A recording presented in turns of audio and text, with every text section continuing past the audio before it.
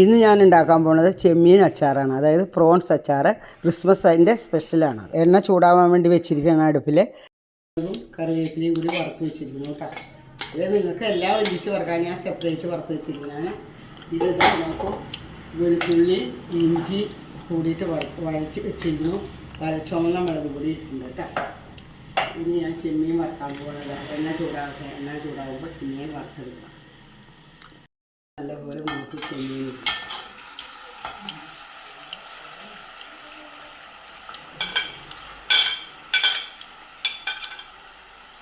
അവിടെ കിടന്ന് എണ്ണിക്കാണ് നല്ലപോലെ ഫ്രൈ ചെയ്തെടുത്തു. ഫ്രൈ ചെയ്യാന്ന് പറഞ്ഞാൽ ചെമ്മീൻ അധികം വേവൊന്നുമില്ല. വളരെ എളുപ്പത്തിൽ എണ്ണയിലിട്ട് നല്ലെണ്ണയാണ്. നല്ല എണ്ണയിലിട്ട് ഫ്രൈ ചെയ്തെടുത്തു കേട്ടോ. എന്നിട്ട് കറിവേപ്പില ഇട്ടുണ്ടായിരുന്നു കേട്ടോ.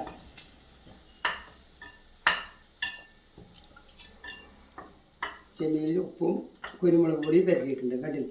ചെമ്മീൻ തയ്യാറായി. ഇനി നമുക്ക് ചെയ്യാനുള്ളത് എന്താ വെച്ച് കഴിഞ്ഞാൽ ഈ എണ്ണയിൽ തന്നെ നമുക്ക് അച്ചാർ ശരിയാക്കാം. ആദ്യം തന്നെ ഇതാ ഈ പച്ചമുളകും കറിവേപ്പിലയും ഇതിലിട്ടു.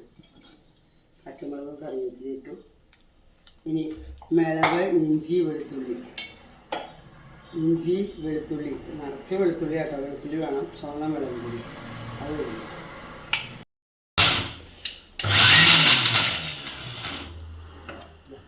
ഒരു നുള്ളു കടുക് ഇട്ടു. ഒരു നുള്ളു അതിൽ ഉലുവ ഇട്ടു കേട്ടോ. ഉലുവ കടുക് പൊട്ടിയിട്ട് ഇനി എന്താ ചെയ്തത്? ഈ മിളക് വറുത്ത് വെച്ച് കൊടുക്കും. മിളക് വെളുത്തുള്ളി പച്ചമുളക് ഇഞ്ചി അതെല്ലാം ഇതിലിടാം.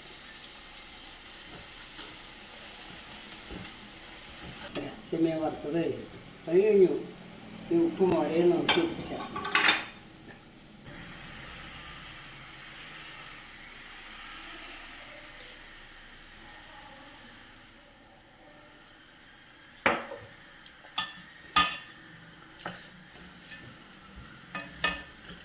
ഈ ചില്ലി പൗഡർ ഇട്ട് ഒരു ഭംഗി കൂടല്ലേ അതിന് വേണ്ടിയിട്ടാണ്. കാശ്മീരി ചില്ലി പൗഡർ, വിനീഗർ, അതായത് 2-3 ടീസ്പൂൺ വിനീഗർ വെച്ചോളൂ.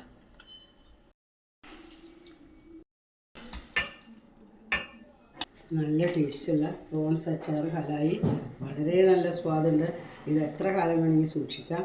അതുമാത്രമല്ല വളരെ വില കുറവാണ്. നമ്മൾ ഒരു ബോട്ടിൽ അച്ചാർ മേടിക്കണമെങ്കിൽ 100-500 രൂപ കൊടുക്കണം.